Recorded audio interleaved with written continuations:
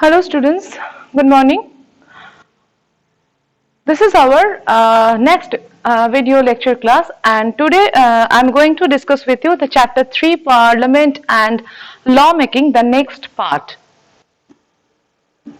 We have already discussed that why people's participation is necessary, about the Parliament, about the powers and functions of the Parliament, how does the Parliament work, and in between the how does the Parliament work, there is adjournment moment and question hour and 0 hour also we have read.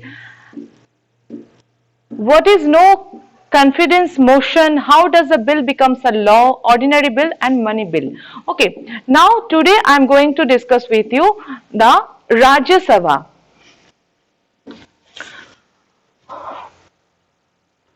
The Rajya Sabha or upper house. So Rajya Sabha is known as upper house of the parliament. So it represents the states. Members are elected by the members of legislative assemblies of the various states. So from various states, those who are the members of the legislative assemblies, they are elected the members of the Rajya Sabha. It can have a maximum of 250 members. So, maximum members of the Rajya Sabha 250, and it is the permanent house which cannot be dissolved. After every 2 years, the tenure means term. Okay, term of 1/3 members getting end. Now, every members has a term of. This is the maximum 6 years. Okay, the present strength of the Rajya Sabha is 245. So now present strength of the Rajya Sabha 245. Now out of 245, 233 represent the states and union territories. Okay, while 12 members are nominated by the presidents. So 233 and 12, then it comes to 245. So in this way, members can be chosen. They are eminent personalities from various fields. Okay, so this is the about the Rajya Sabha. Now the qualifications of members of Rajya Sabha.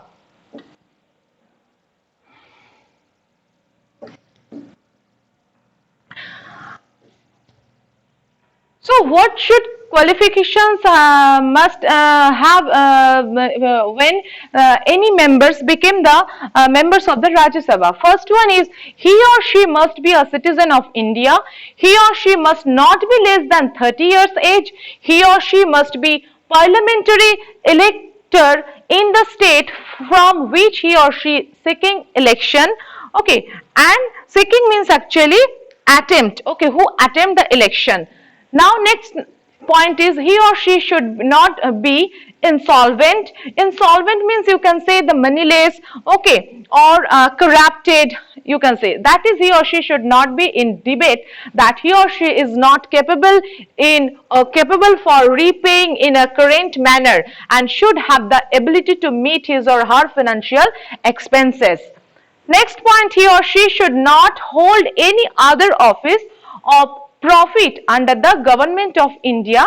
Next is he or she should not be unsound mind, and last qualification is he or she must possesses such other qualifications as may be prescribed in the behalf by or under any law made by Parliament. So these all are the qualifications must be when any person want to a member of Rajya Sabha.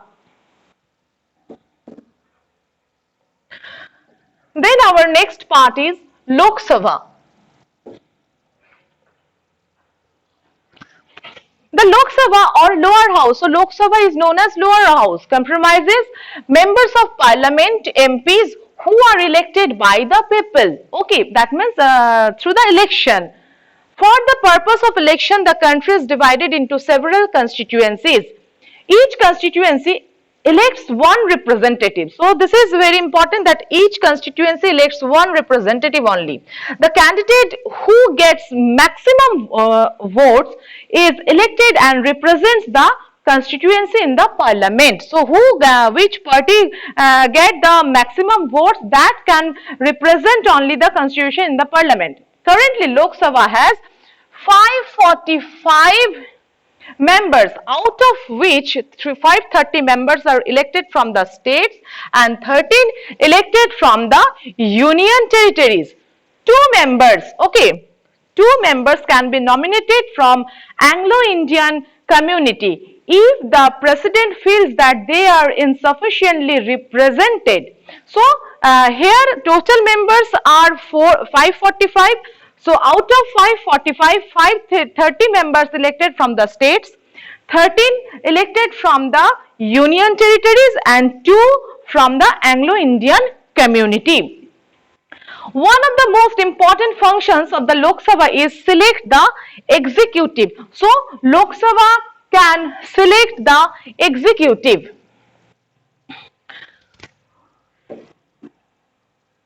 Members of Lok Sabha are elected for a period of 5 years. Okay, so they are selected for 5 years. However, the president can dissolve the house before the completion of its tenure if the ruling party loses majority. Okay, so if the president can dissolve the house before the completion of its tenure, so that means ruling party maybe loses their majority.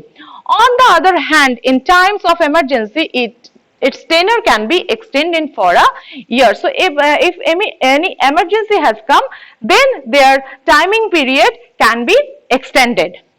Once the election results are declared, the parliament has to carry out the following functions. So when elections result coming out, after that the parliament has to carry out the following functions. So these are the functions which parliament can follow.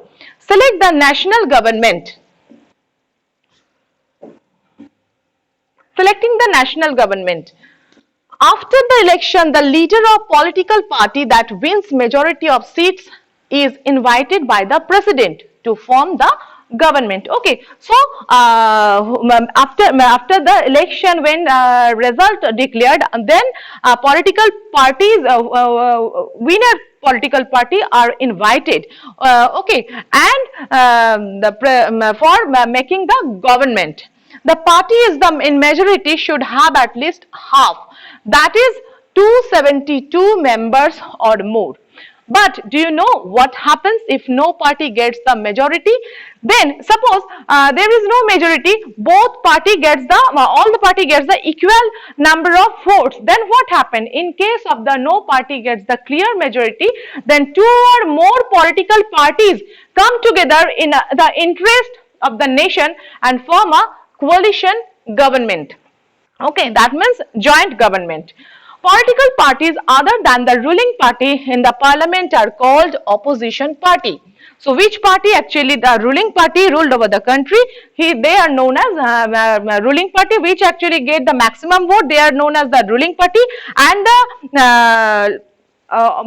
those who not got the maximum votes, minimum votes, they are actually the rest of the parties are known as the opposition party. The leader of ruling party is appointed as prime minister. He or she makes his or her council of ministers, group of ministers, okay, who form his or her team. He or she appoints ministers, chair meeting, looks after the work of various departments. So this is his or her responsibility when he become the prime minister, and advise the president on important matters. Okay, so he have the power to given the advice to the president also for any important matter. The prime minister appoints ministers of his or her team. There are three categories of ministers. One is cabinet minister, second is ministers of state, and the last is deputy ministers. So these are the three important categories of the ministers. Now, cabinet minister hold important portfolios like defense, home, finance, foreign affairs, etc.